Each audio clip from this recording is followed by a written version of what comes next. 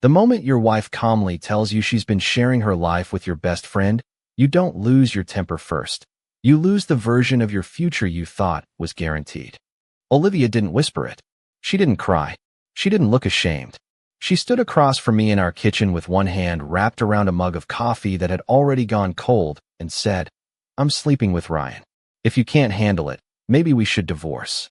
The words landed with the strange weight of something rehearsed, something polished over weeks or maybe months until every sharp edge had been smoothed out.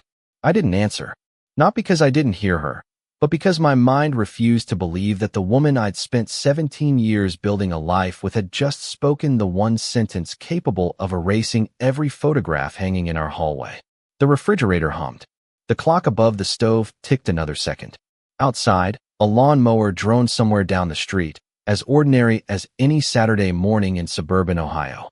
The world kept moving with insulting confidence, while mine stopped so completely I could hear my own breathing.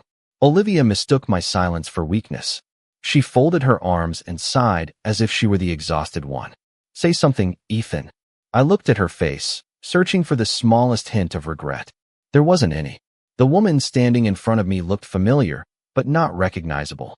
Her blue eyes, the same eyes that once watched fireworks with me from a pickup truck parked beside Lake Erie, now carried the distant calm of someone who had already packed her emotions and moved somewhere I couldn't follow. Then one thought rose above all the others. Ryan, my best friend for more than 20 years. The man who stood beside me as my best man. The man who taught my son how to cast a fishing line before we lost the baby we never got to meet. The man who celebrated birthdays in this house, borrowed my tools, grilled burgers on my patio, laughed until midnight over football games, and hugged my wife goodbye without me thinking twice. I didn't feel rage. Not yet. Rage requires certainty. What I felt was something colder. It spread through my chest like winter air slipping beneath a closed door. Every memory suddenly demanded a second look. Every holiday picture became suspicious. Every weekend barbecue, every fishing trip, every casual joke replayed itself inside my head with new possibilities attached to it. Olivia set her mug in the sink. The ceramic clicked softly against stainless steel. "I'm not asking for permission," she continued. "I'm just tired of pretending." Pretending. That word echoed louder than everything else. Pretending implied there had been performances.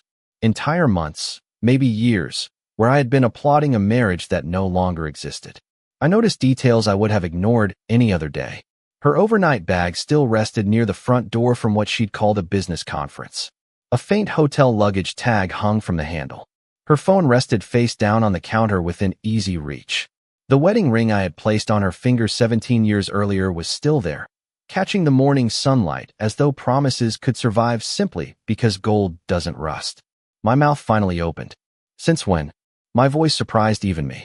Calm. Flat. Almost detached. She shrugged. "Does it matter?" It mattered more than she would ever understand because every answer would redraw the map of my entire adult life. But I nodded once instead of arguing. Somewhere deep inside, another version of myself, the emotional husband desperate for explanations, was quietly stepping aside.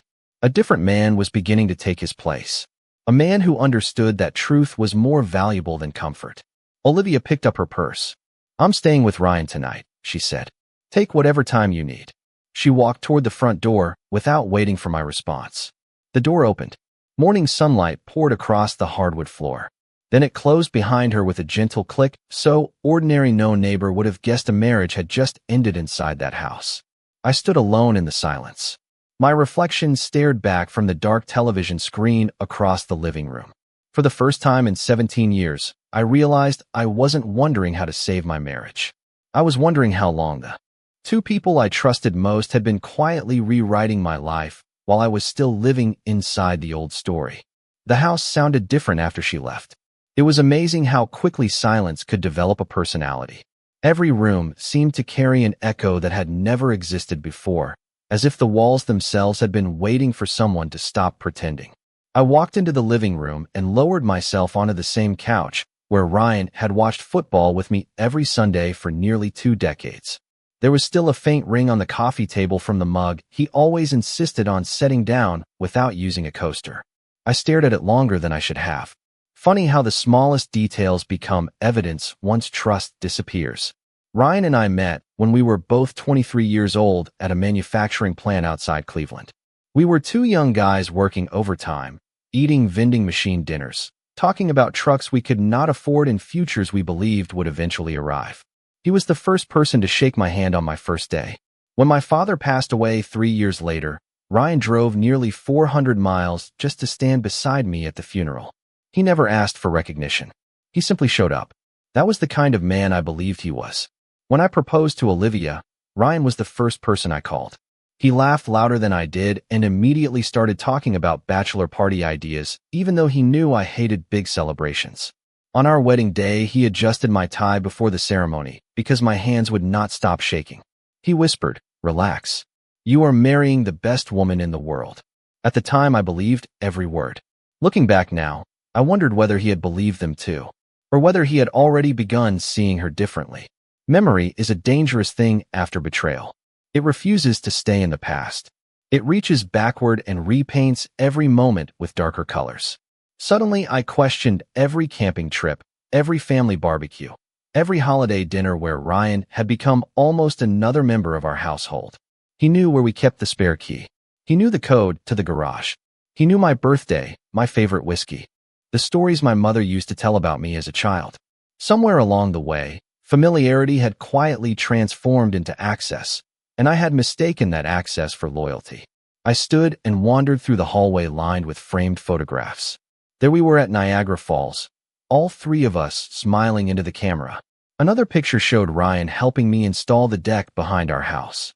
Olivia stood beside us holding lemonade while we laughed about something I could no longer remember.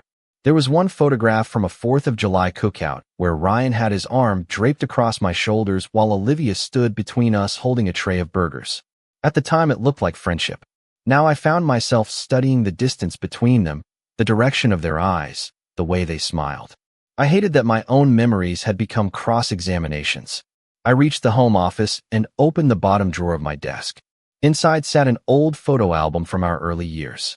Before promotions, before mortgages, before routine replaced excitement. Olivia used to leave handwritten notes inside my lunchbox. She would call just to ask if I had eaten. We spent entire weekends driving back roads with no destination because gas was cheaper than vacations. We built our marriage one paycheck at a time, celebrating every small victory like it was a championship. The first house, the new pickup truck, the promotion that finally let us replace worn furniture. None of it had been glamorous. It had simply been ours. Somewhere between building a comfortable life and maintaining it, something shifted so gradually that I never heard the foundation crack. I blamed long work hours. She blamed stress. We both blamed adulthood because that explanation felt safer than asking harder questions. The phone in my pocket vibrated, pulling me back into the present. Ryan's name filled the screen. Just seeing it made the room feel colder. I let it ring until voicemail answered. A few seconds later, another notification appeared. "Brother, call me. We need to talk." Brother. That single word sat on the screen with almost unbearable irony. Before I could decide what to do, another message arrived. "Please, do not make any decisions until you hear my side." I read both messages twice without replying. If he had a side, it meant there had been a story unfolding while I was still living inside another one.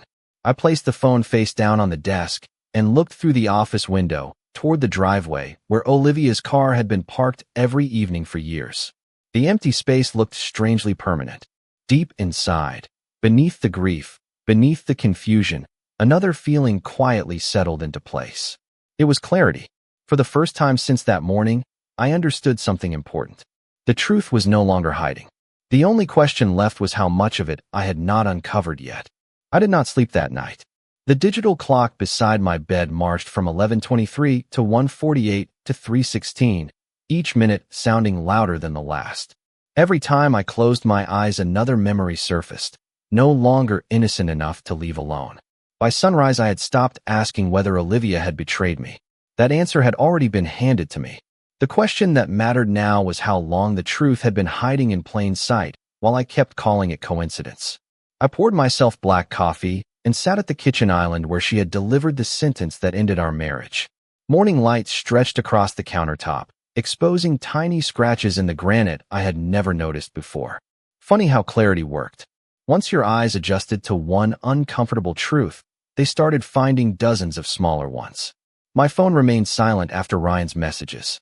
I had no interest in hearing explanations built after discovery.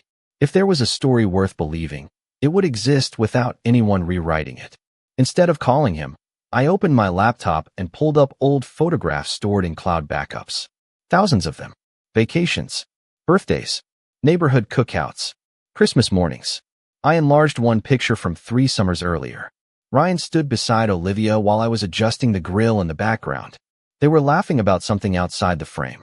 At the time, I remembered smiling because I loved seeing the 2 people I trusted most getting along so well.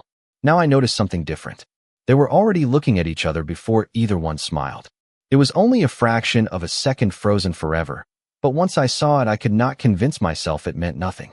Another photograph showed us at a charity golf tournament. Ryan had volunteered to drive Olivia back to the clubhouse after she twisted her ankle walking across wet grass. I remembered thanking him for helping because I stayed behind to finish the event. It seemed responsible back then. Now I wondered why neither of them had suggested waiting 10 minutes for me instead. My stomach tightened, not because the photographs proved anything, but because they forced me to admit how willingly I had explained away every unusual moment. Then another memory returned with startling clarity. About 18 months earlier, Ryan had started declining our weekly fishing trips. He always had a reason. Extra work, visiting family, feeling tired. Around the same time, Olivia suddenly developed a habit of attending weekend fitness classes across town. I never connected the timing because trust has a remarkable ability to fill empty spaces with comfortable assumptions. I opened our shared digital calendar. The records stretched back several years. I searched for Ryan's name, birthday dinners, football games, home improvement projects. Then I searched for Olivia's conferences. More than once I noticed something odd. Several of her overnight business trips happened during weekends. Ryan had canceled plans with me. Separately, they looked ordinary. Side by side, they formed a pattern that quietly settled like dust across my thoughts. It still was not proof, but it was no longer random. I leaned back in my chair and stared through the office window. Across the street, my neighbor was teaching his grandson how to ride a bicycle. The little boy wobbled for a few feet before laughing when he almost tipped over. His grandfather never let go completely. Watching them, I realized trust works exactly the same way. You only notice the hand has disappeared after you have already started falling. Around noon, I walked into the garage searching for an extension cord and found the old tackle box Ryan had left behind after our last fishing trip together nearly 6 months ago. I opened it without thinking. Inside were hooks, extra fishing line, sunscreen, and a folded receipt tucked beneath a plastic divider. It was from a downtown coffee shop. The date immediately caught my attention because I remembered that day clearly. Ryan had told me he was visiting his mother nearly 70 miles away. Olivia had also told me she would be spending the afternoon shopping with coworkers. Maybe there was a perfectly reasonable explanation. Maybe there was not. I folded the receipt carefully and slipped it into my wallet anyway. Not because it proved guilt, but because something inside me had changed. The version of Ethan who accepted easy answers had disappeared with Olivia the moment she walked out my front door. By late afternoon, I finally understood that the truth was not going to arrive all at once. It would come one overlooked detail at a time, hidden inside ordinary moments I had once mistaken for everyday life. And for the first time since everything collapsed, I made a decision that felt stronger than grief. I would stop searching for reassurance, and I would start following the facts wherever they decided to lead. The next morning, I drove somewhere I had not visited in months, not because I needed to be there, but because routine has a way of exposing what emotion cannot. The manufacturing plant where Ryan and I first met still smelled like machine oil, fresh-cut steel, and burned coffee from the aging break room. My coworkers greeted me with the same casual nods they always had, unaware that my life had split into a before and an after over the weekend. I answered emails, attended a production meeting, signed purchase requests, and listened to conversations about shipping delays. Yet every ordinary task felt strangely comforting. Machines followed rules. Numbers balanced.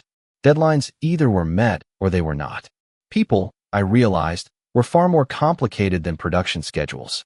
Around lunchtime, I stepped outside with my coffee, and found myself staring across the parking lot where Ryan's truck used to be parked almost every day, before he accepted a management position with another company 2 years earlier. I remembered congratulating him over barbecue that weekend. Olivia had insisted on baking his favorite apple pie to celebrate. At the time, I called it kindness. Now I wondered whether they had been celebrating something else entirely. The thought lingered only for a moment before I pushed it aside. Assumptions were dangerous. Facts mattered. When I returned home that evening, the house greeted me with the same quiet stillness, but something inside me had changed again. Instead of wandering through memories, I began organizing reality. I carried a legal pad into my home office and wrote 3 names across the top of the first page. Olivia, Ryan, timeline. Underneath, I listed every conference, every canceled fishing trip, every unexplained weekend, every unusual conversation I could remember over the last 2 years. Dates slowly filled the page. Some entries stood alone. Others lined up in ways that made my pulse slow instead of race. Patterns rarely appeared dramatic. They emerged through repetition. I opened the filing cabinet where we kept household records and searched for travel receipts, hotel confirmations, and old insurance paperwork. Nothing looked alarming by itself, yet several conference itineraries ended on Sunday afternoons even though Olivia had not returned home until late Sunday nights. She had always explained that delayed flights were common.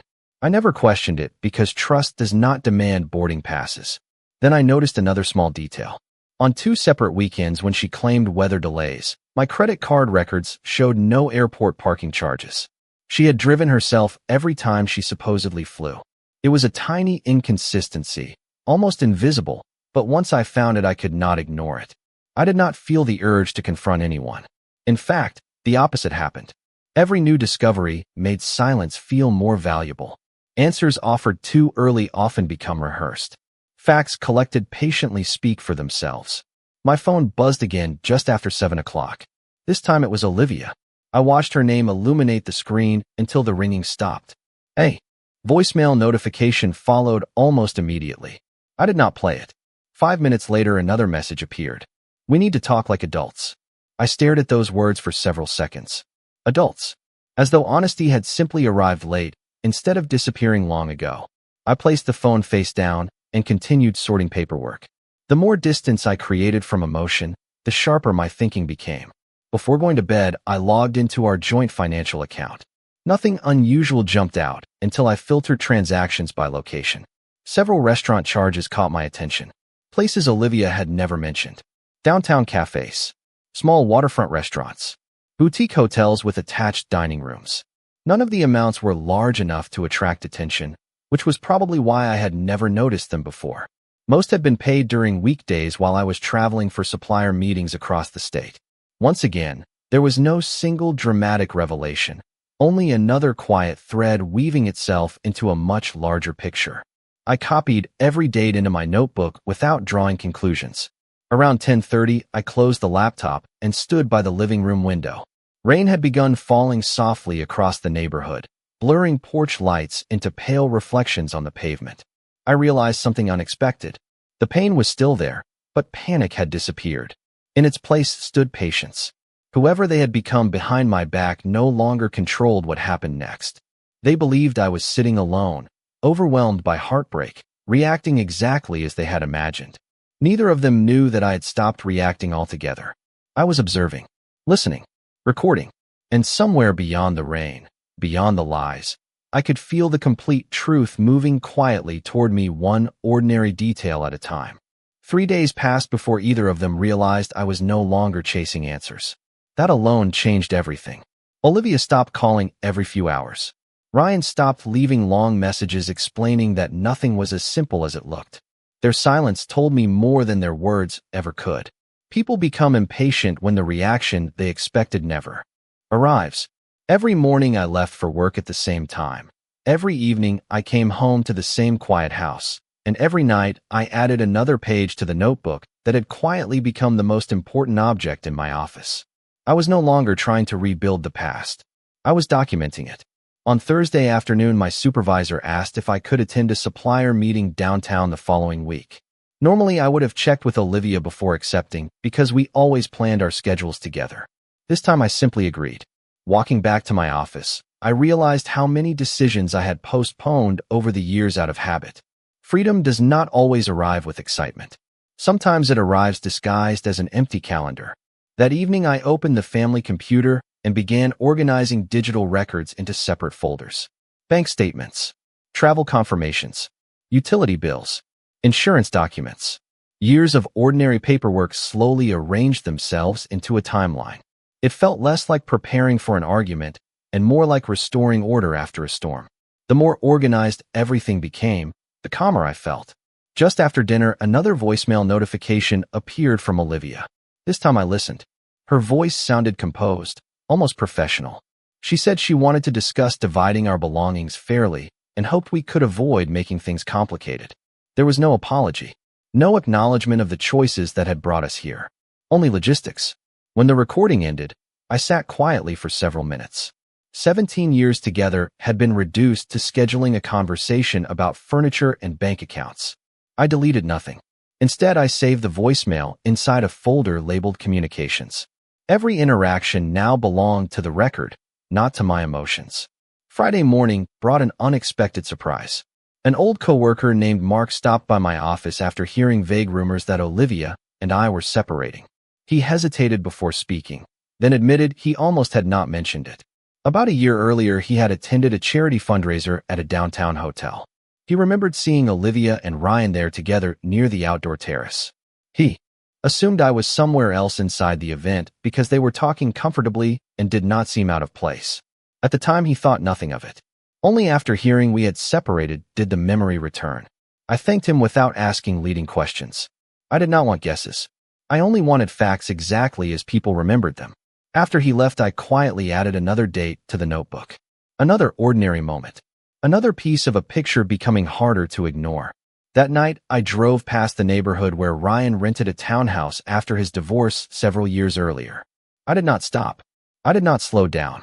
I simply noticed Olivia's car parked along the curb beneath a streetlight. It was enough. I kept driving without turning my head again. Oddly enough, I did not feel anger. The uncertainty had been far more exhausting than the confirmation. Once doubt disappeared, my thoughts became remarkably clear. They were free to build whatever future they believed they wanted. My responsibility now was protecting my own. Saturday morning, I scheduled an appointment with a family law attorney for the following Monday. I did not tell anyone. The receptionist asked only a few simple questions before confirming the meeting. Her calm voice reminded me that lives change every day. Mine was not unique. It was simply my turn to face a different chapter. Before hanging up, she suggested bringing financial records and any documents I believed might become relevant. I glanced toward the neatly stacked folders covering my desk and answered, "I will be prepared." After the call ended, I stood by the living room window watching autumn leaves drift across the front yard. They fell quietly, one at a time, without asking permission from the trees that had held them all summer. I finally understood why I no longer felt desperate. Acceptance had replaced fear. Olivia and Ryan believed the hardest moment had been the morning she confessed. They were wrong. That had only been the beginning. The real story had started the moment I stopped arguing with reality and began preparing for whatever came next, because preparation has a quiet strength that panic can never imitate, and neither of them had any idea how much stronger I was becoming while they assumed I was falling apart. Monday morning arrived with the kind of gray sky that makes every building look older than it really is. I parked outside the law office 15 minutes early and sat in my truck with the engine off, listening to the faint tapping of rain against the windshield. A week earlier, I would have walked into that office hoping someone could save my marriage. Instead, I carried a leather folder filled with neatly organized documents and a notebook that had grown thicker every day since Olivia walked out. When the receptionist invited me inside, the waiting room smelled of fresh coffee and polished wood. Nothing dramatic, nothing intimidating. Just another place where people came to begin again after believing something would last forever. My attorney, Daniel Harper, greeted me with a firm handshake and a calm expression that suggested he had seen every version of heartbreak imaginable. He did not begin by asking how I felt. He asked me to tell the story in order. I appreciated that. Facts first, feelings later. I described the conversation in the kitchen, the timeline I had assembled, the financial records, the messages from Ryan, the unusual travel schedules, and the conversations that coworkers had quietly shared with me. Daniel listened without interrupting, making only a few notes as I spoke. When I finally finished, he closed his notebook and leaned back in his chair.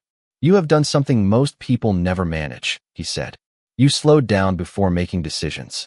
That sentence stayed with me. I had spent days wondering whether I should have confronted them immediately. Hearing those words confirmed that patience had not been weakness. It had been protection. Daniel explained the legal process with remarkable clarity. Separate finances where appropriate. Preserve every document. Keep communication respectful and in writing whenever possible. Do not speculate. Do not threaten. Do not allow emotion to replace evidence. The advice sounded almost identical to the rules I had unknowingly been following all week. Before I left, he accepted copies of every document I had, organized and scheduled another meeting for later that month. As I stood to leave, he offered one final observation. People who think they already know your next move often stop guarding their own. I drove away thinking about those words. Confidence can make people careless. That afternoon, I returned to work and focused on the production schedule waiting on my desk. Around 3 o'clock, my phone buzzed with a message from an unfamiliar number. It simply read, "I think you deserve to know the full truth. Please call me when you are alone." There was no name attached. I stared at the screen for nearly a minute before stepping outside to the quiet loading dock behind the building. When I returned the call, a woman answered softly. "My name is Melissa," she said. "I used to work with Ryan." Her voice carried the hesitation of someone uncertain whether speaking up would help or only reopen old wounds.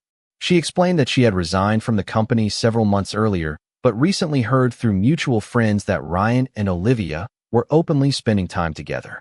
She apologized for not saying anything sooner because, at the time, she believed I already knew. Then she shared something that stopped me cold.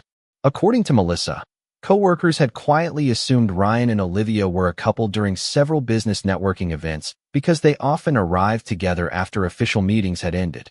Nobody questioned it because Ryan never corrected the assumption. I thanked her for calling and asked only one question. "Are you certain about what you saw?" She answered without hesitation. "I would not have called if I were not." After the conversation ended, I remained outside watching delivery trucks back into loading bays with mechanical precision. Another piece had quietly settled into place. Not a dramatic confession, not undeniable proof of every detail. Just another independent account that matched the timeline already growing inside my notebook.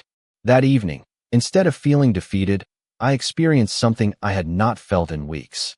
Confidence. Every new fact confirmed that I no longer needed to chase the truth because the truth had begun finding me. On its own, somewhere across town, Olivia and Ryan probably believed they were managing the situation, waiting for me to react emotionally, waiting for negotiations, arguments, or desperate conversations. They had no idea that the foundation beneath their version of events was beginning to shift, not because I was attacking them, but because reality has a remarkable habit of revealing itself to anyone patient enough to let it unfold. The following week unfolded with a strange sense of balance, as though my life had divided itself into two separate worlds. During the day, I was still Ethan Brooks, the operations manager who solved production problems, attended meetings, and joked with coworkers over coffee. At night, I became someone else entirely, a man quietly assembling the final pieces of a puzzle he never wanted to solve. What surprised me most was not how many answers appeared, but how naturally they arrived once I stopped forcing them. Wednesday evening, Daniel called to let me know he had reviewed every document I had provided. He complimented the organization of the records and suggested that we begin preparing the formal paperwork instead of waiting for another confrontation. His confidence was calm, never dramatic. "You already have enough to move forward," he said. "Now the goal is to protect your future, not to relive your past." After hanging up, I walked through the house one room at a time. The living room, where we had celebrated anniversaries. The kitchen, where every Thanksgiving turkey had rested on the same wooden cutting board. The back deck Ryan had helped me build years earlier. None of those places hurt the way they had only days before. They felt like chapters that had already been written. I no longer needed to keep rereading them. On Friday afternoon, another unexpected conversation changed everything. My neighbor, Mr. Collins, waved me over while I was collecting the mail. We had lived across the street from each other for nearly 12 years, The kind of neighbors who borrowed ladders and shoveled each other's driveways after heavy snow. He hesitated before speaking. I hope I am not crossing a line, he said, but I think you should know something.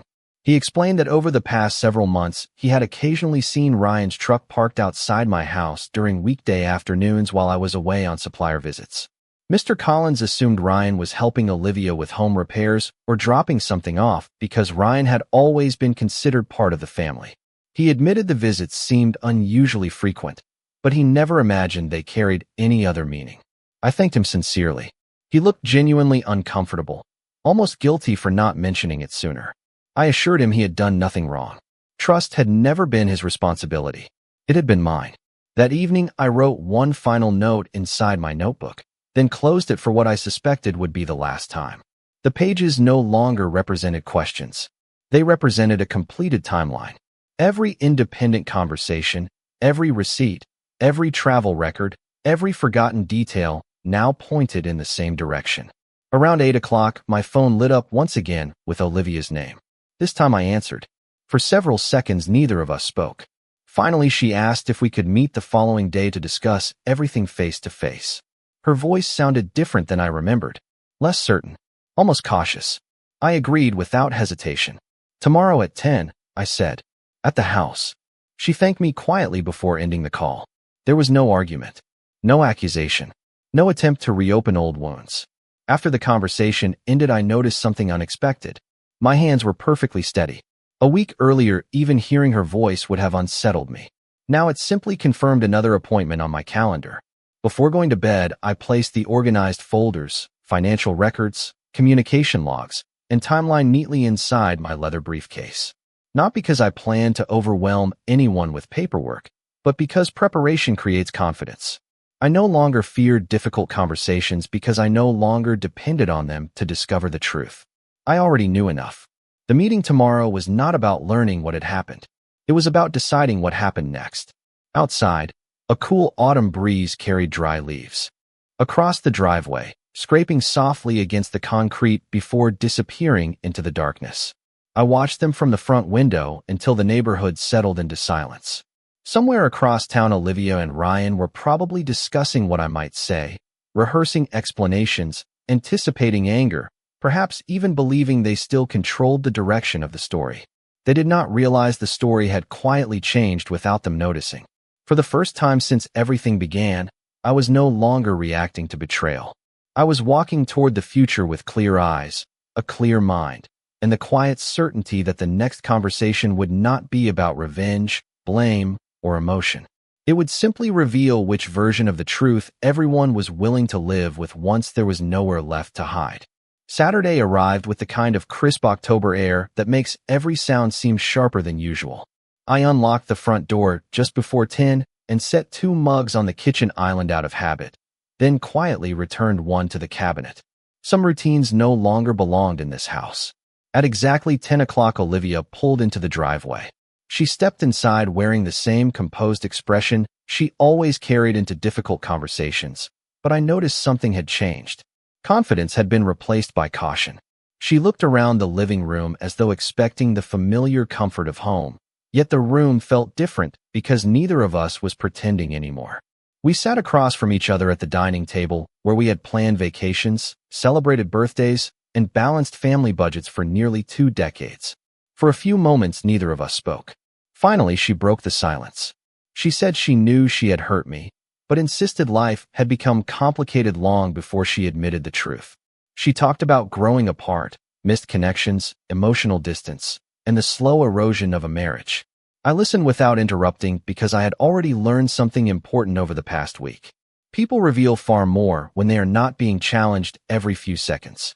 When she finished, I asked only one question. When did it begin? She lowered her eyes toward the table. Does the exact date really matter now? A week earlier, that answer would have frustrated me. Now it simply confirmed that she was still protecting the timeline more carefully than the truth itself. I opened my leather folder and removed several pages, placing them gently between us. There were no dramatic gestures, only dates, travel records, calendar entries, financial statements, notes organized in chronological order. I watched her expression change as she recognized the pattern emerging across the pages. She slowly looked back up at me. "You kept all of this?" she asked quietly. I nodded once. "I stopped trying to win arguments," I replied. "I started trying to understand reality." The room grew still. Sunlight stretched across the hardwood floor while the furnace hummed somewhere behind the hallway wall. Ordinary sounds filled the silence neither of us seemed eager to break. After several long moments, she admitted that the relationship with Ryan had not started recently. It had developed gradually over many months, beginning as conversations she convinced herself were harmless before crossing boundaries she never expected to cross. She insisted she never planned for any of it to happen. I believed she probably believed that herself. Very few people plan to become someone they once promised they never would. Then she surprised me. "Ryan thinks we should build a future together," she said. "I am not sure anymore." Those words carried no satisfaction for me. They only revealed another uncomfortable truth. The fantasy that begins in secrecy rarely survives exposure. I closed the folder without responding immediately. My goal had never been to convince her that Ryan was the wrong choice. That decision belonged to her. My responsibility was deciding whether trust could ever exist again after everything I had learned. Deep down, I already knew the answer. I calmly explained that I had met with an attorney, organized our financial records, and intended to move forward respectfully through the legal process. There would be no public arguments, no attempts to embarrass anyone, and no endless emotional battles. I simply wanted an honest ending to a story that had already reached its conclusion. Olivia looked genuinely surprised by my composure. She asked if I hated her. I thought carefully before answering. Hatred requires emotional energy I no longer wished to invest. "No," I said softly. "I am disappointed. Those are not the same thing." Tears formed in her eyes, but she did not argue. For the first time since she confessed, neither of us was defending a version of the past. We were sitting with the reality we had created together through very different choices. When she stood to leave, she paused beside the front door and quietly thanked me for remaining respectful through everything. I wished her well without adding anything more. The door closed gently behind her, and I remained standing in the quiet house, realizing the hardest conversation had ended without raised voices, without revenge, and without bitterness. Outside, her car disappeared slowly around the corner while autumn sunlight settled across the empty driveway. I did not feel like I had won anything that morning. I simply felt lighter, because the weight I had been carrying since that Saturday confession no longer belonged to uncertainty. The truth had finally stepped fully into the daylight, and from that moment forward, every decision would be built on what was real instead of what I once hoped had been true. Nearly a year passed before I saw either of them again. Time did not erase what happened, but it quietly rearranged its importance. The divorce had been finalized without unnecessary conflict because every decision had been made with preparation instead of impulse. We divided our property fairly, signed the final documents, and walked away in different directions without creating the kind of public spectacle people often expect. Friends occasionally asked how I was doing, and I always gave the same honest answer. Better than I expected. Healing, I discovered, rarely arrives through dramatic moments. It arrives through ordinary Tuesdays when you suddenly realize you have not thought about yesterday's pain all morning. My house looked different now. I had repainted the living room, replaced the dining table, and turned the old guest bedroom into a woodworking space where weekends disappeared beneath the scent of fresh-cut oak instead of old memories. Every small change reminded me that a home is not defined by who once lived there. It is shaped by the peace that eventually returns. Work continued moving forward as well. I accepted a regional leadership position that required occasional travel across the Midwest, something I had hesitated to pursue while trying to preserve a marriage that no longer existed. The promotion was not revenge. It was simply a decision I had postponed for someone else's future instead of my own. One Friday afternoon, after finishing a supplier meeting downtown, I stopped at a neighborhood coffee shop before driving home. The place smelled of cinnamon pastries and dark roasted coffee. Soft music drifted through the room while people typed on laptops or quietly read newspapers near the windows. I had almost reached the counter when I heard my name. I turned and found Olivia standing several feet away holding a paper cup with both hands. For a brief moment, we simply looked at each other. She appeared older than I remembered, not because of wrinkles or gray hair, but because disappointment carries a weight that photographs never capture. She smiled politely and asked if I had a few minutes. I nodded. We sat near the window, overlooking the parking lot, where autumn leaves rolled across the pavement in slow circles. Our conversation felt surprisingly comfortable, almost like two people discussing a chapter from someone else's life. She told me she and Ryan had separated several months earlier. Once the secrecy disappeared, so had the excitement that once convinced them they were building something meaningful. Everyday responsibilities exposed differences neither of them had noticed while everything existed behind closed doors. There was no anger in her voice when she spoke about him, only quiet acceptance. She admitted she had spent months wondering how two people who believed they were choosing happiness had ended up feeling more isolated than before. I listened without judgment because some lessons cannot be taught by another person. They have to be lived. Then she asked the question I suspected had been waiting between us from the moment we sat down. Do you think you will ever forgive me? I looked out the window before answering. A father was helping his young daughter carry a cardboard box into the back of an old pickup truck.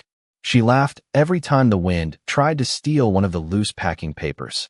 Life, I realized, had continued creating new moments while I was busy surviving old ones.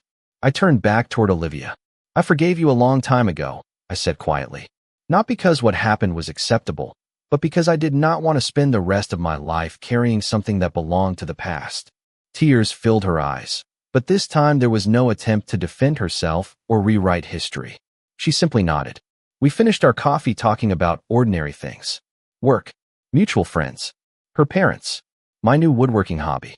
When we finally stood to leave, she thanked me for treating her with more kindness than she believed she deserved. I wished her well, genuinely meaning every word. As I walked back toward my truck, I realized the story people often expect after betrayal is revenge. They imagine dramatic victories, public humiliation, or endless conflict. My ending looked different. I did not need someone else to lose before I could move forward. I only needed the courage to stop building my future around people who had already chosen a different path. Looking back now, I understand that the hardest sentence I ever heard did not destroy my life. It revealed the truth before I invested even more years in an illusion. Sometimes the greatest gift hidden inside heartbreak is clarity, because once you finally see people exactly as they are, you become free to build a life with those who will never ask you to question your own worth again.